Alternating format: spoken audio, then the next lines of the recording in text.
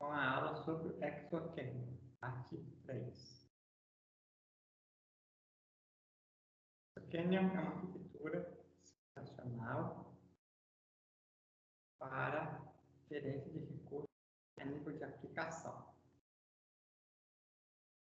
O que chamam de security bindings, que a gente precisa deles. Binding, em texto, quer dizer uma conexão, uma associação entre a aplicação WordPress e o recurso físico. Por exemplo, memória, frame buffer. A gente vai ver outro exemplo daqui a pouco. Tá, esse é o binding. O binding é uma ligação.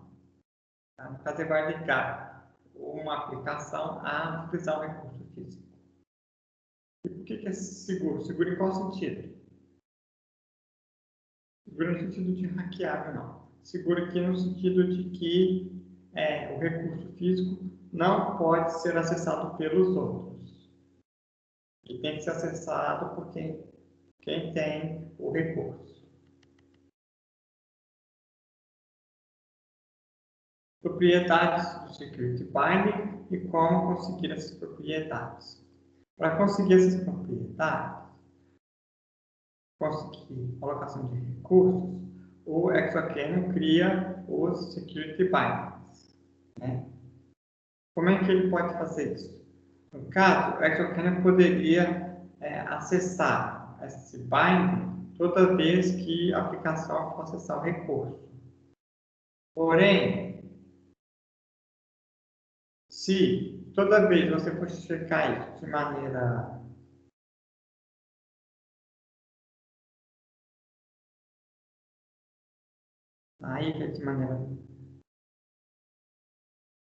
não inteligente, esse recurso vai ser caro.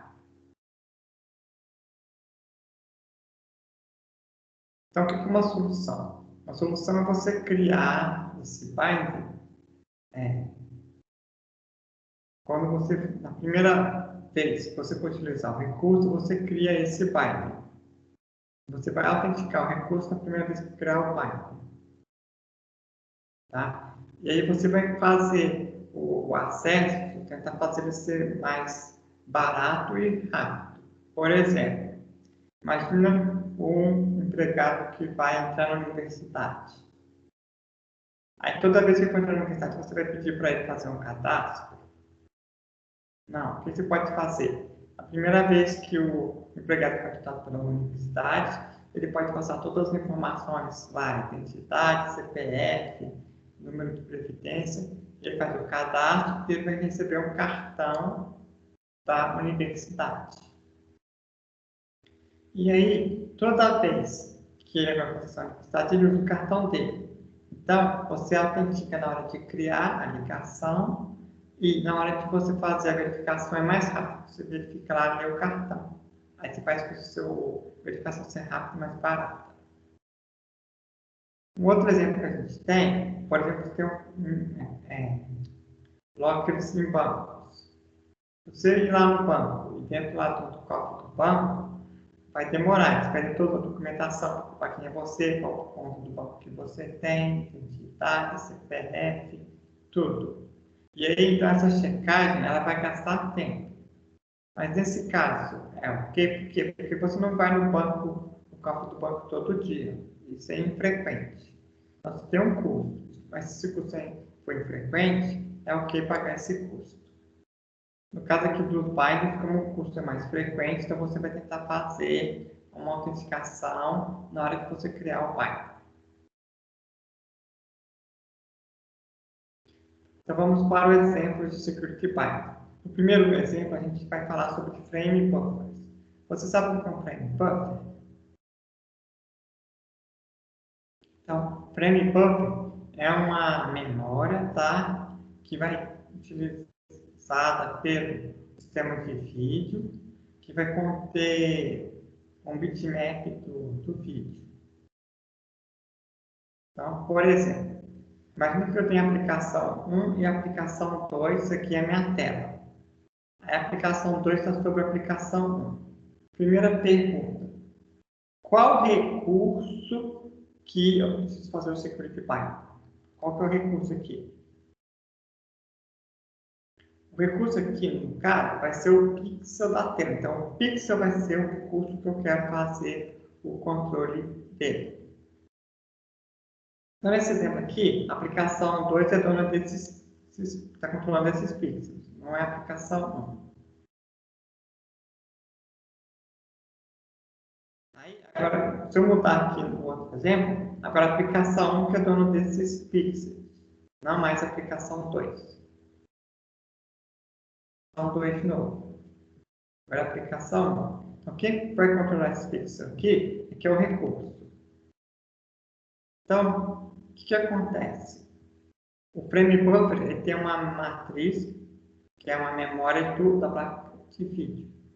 Tá? Ela existia até antes de existirem as GPUs hoje em dia. E aí, então, o meu recurso vai ser o pixel. Para cada pixel, eu posso adicionar um label, uma tag. Essa tag, tá, gente? É algo que vem do hardware. Então, o que o FreeCAD pode fazer? Ele pode associar para cada pixel uma tag, essa tag vai ser o security bind. Então, ele vai associar para cada pixel uma tag. E aí, com essa tag, você vai saber quem que é o dono do pixel. Se vai ser a aplicação 1, nesse exemplo aqui, 2.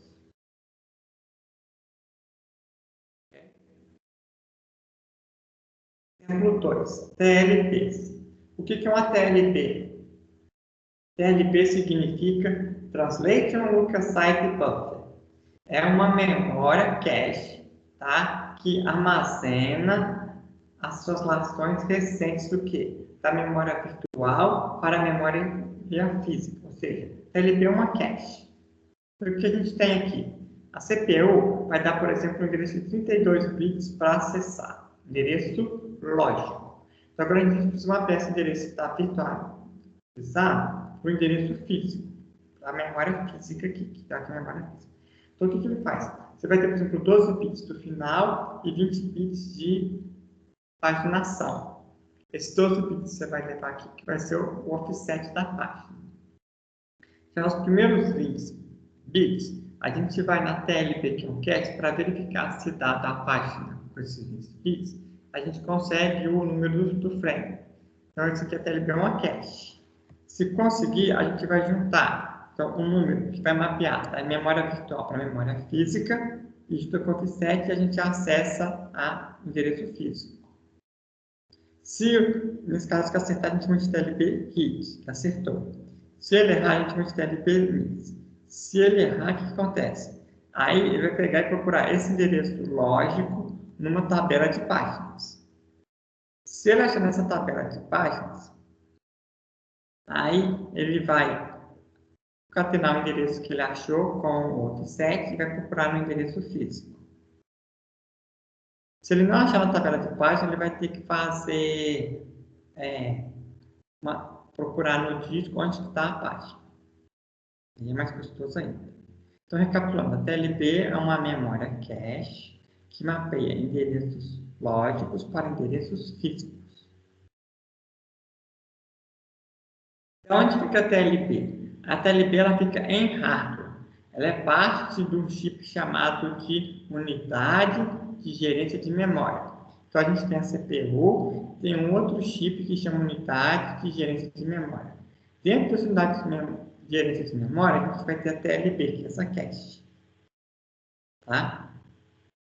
Dentro dessa unidade de gerência de memória também, a gente vai ter um conjunto de registradores. Um desses registradores te dá qual o endereço que está na tabela de página. Essa tabela de página aqui, gente, não é um hardware específico. Essa tabela de página também fica dentro da memória física. Então, a tabela de página existe na memória física. Mas a gente precisa da tabela de página para indexar o resto da memória.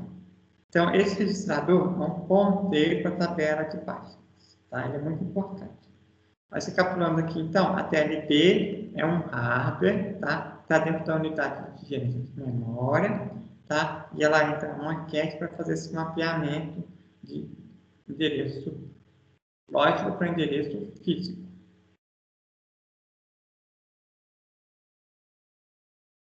As TLBs também podem ter um radiola adicional nelas, em alguns processadores, que é o label. Para cada link você pode adicionar um label também. Então você pode especificar qual, por exemplo, processo vai usar essas linhas aqui da TLB, tá?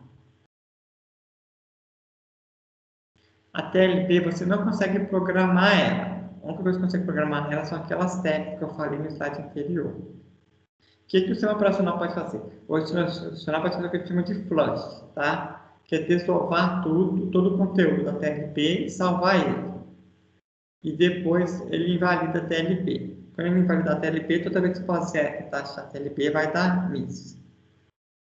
O que o sistema operacional faz o flush, desdobra? Ele faz isso quando ele faz uma troca de contexto. Quando ele troca de um processo para outro, ele tem que trocar todo o conteúdo da TLB. Então, ele tem que salvar a TLB de um processo e depois recuperar a TLB de outro processo. No caso do ExoKernel, o que a gente vai ter? Essas entradas aqui, ó, podem ser, então, compartilhadas entre as libOS. Então, por exemplo, eu posso ter aqui na minha TLB, eu vou marcar lá que as 4 primeiras entradas vão ser da libOS 1. E da 5 a 10 vai ser da libOS 2. Isso é diferente do que a gente tem hoje, por exemplo, no Linux.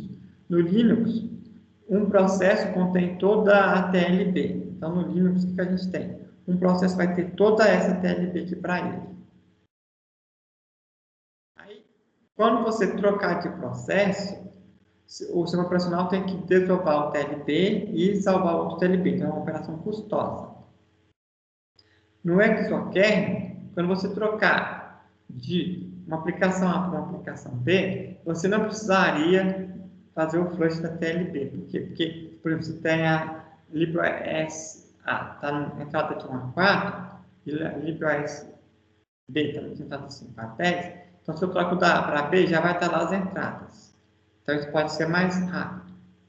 Porém, tem uma desvantagem, que agora, cada libOS vai ter TLBs menores. Então, a libOS A, aqui no caso, só tinha 4 entradas, e a libOS B, aqui no caso, só teria 6 entradas.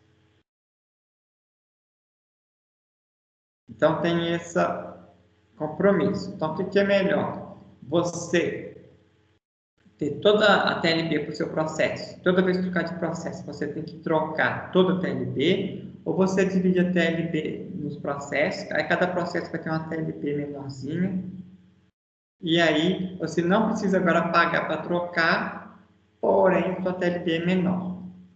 Depois, os autores do artigo não avaliaram isso, mas é possível fazer essa abordagem. Então, o que é a ideia da TLB? Você faz o security byte usando as tags para mapear a libOS para uma entrada da TLB. Então, você consegue dividir os recursos, né, entre libOS.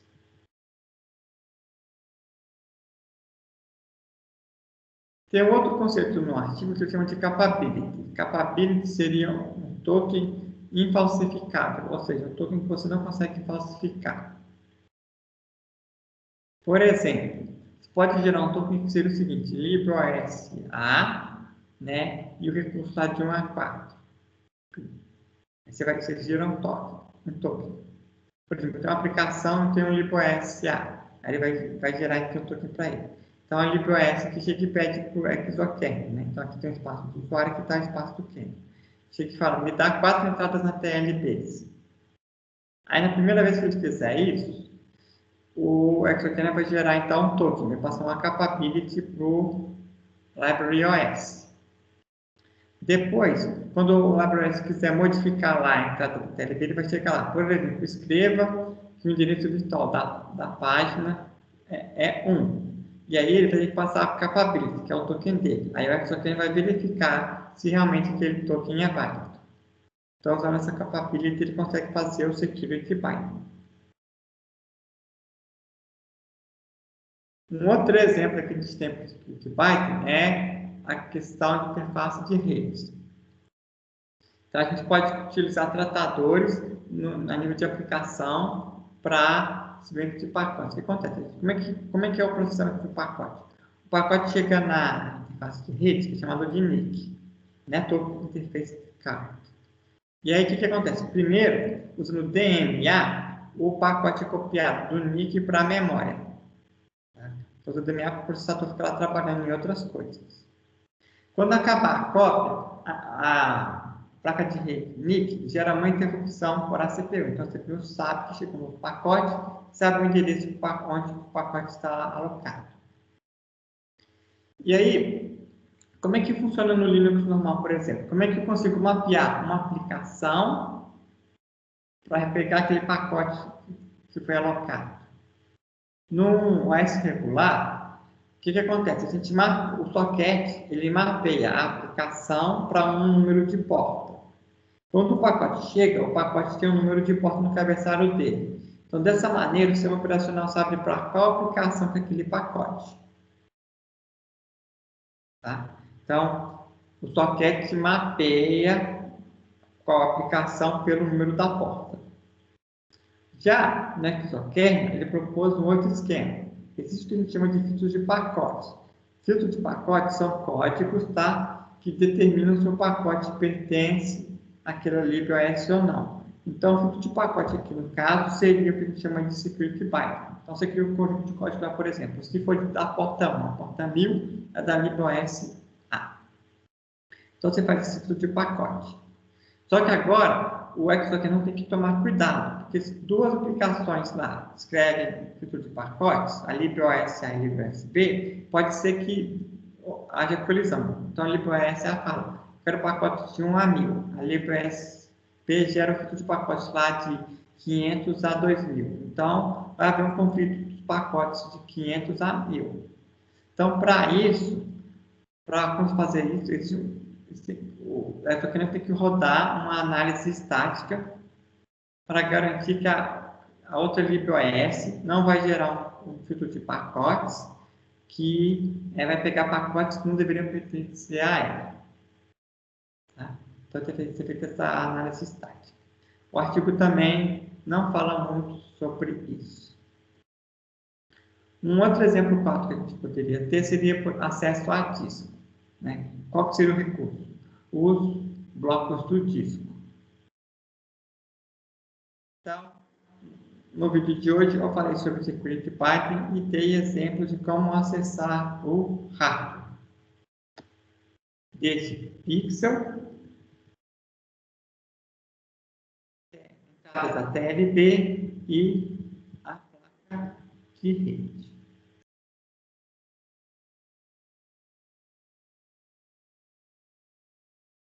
Muito obrigado, pessoal. Até o próximo vídeo.